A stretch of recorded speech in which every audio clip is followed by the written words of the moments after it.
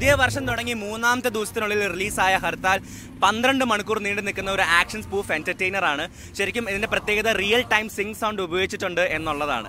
ഇത്രയും റിയലിസ്റ്റിക് ആയിട്ടുള്ള കല്ലേറും ബോംബേറും മലയാളികൾ ഈ അടുത്ത് കണ്ടു കാണില്ല. ബാഹുബലിക്ക് ശേഷം ഇത്രയും അധികം ജൂനിയർ ആർട്ടിസ്റ്റുകൾ പ്രകടനത്തിൽ പങ്കെടുത്ത ഒരു സിനിമയും വേറെ ഉണ്ടാവില്ല. ശരിക്കും എല്ലാവരും ഓട്ടക്കാരാണെന്നുള്ളത് ഇതൊരു സ്പോർട്സ് ഡ്രാമയും കൂടി ആക്കുന്നുണ്ട്. പീറ്റർ ഹെയിന് വേണമെങ്കിൽ ചെറുതായിട്ടൊന്ന് കണ്ടുപിടിക്കാം. ഒരു ഹൈ റേഞ്ചിലെ വാച്ച് ടവറിൽ നിന്നും കാര്യങ്ങൾ നിരീക്ഷിക്കുന്ന ഒരാളുടെ പെർസ്പെക്റ്റീവിലാണ് കഥ മുന്നോട്ട് പോകുന്നത്.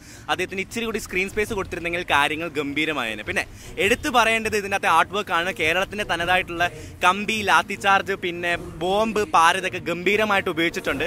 പിന്നെ 97 ഹർത്താലുകൾ കഴിഞ്ഞ വർഷം ഉണ്ടായി. ഈ വർഷത്തെ ആദ്യത്തെ ഹർത്താൽ കാരണം 4 കോടി നഷ്ടം. ആഞ്ഞു പിടിച്ചാൽ നഷ്ടത്തിന്റെ കാര്യത്തിൽ നമുക്ക് 100 കോടി ക്രോസ് ചെയ്യാന്നുള്ളത് ഉറപ്പായിട്ടുള്ള ഒരു കാര്യമാണ്. ഒരു ഹർത്താൽ ഒരു മിനിറ്റ്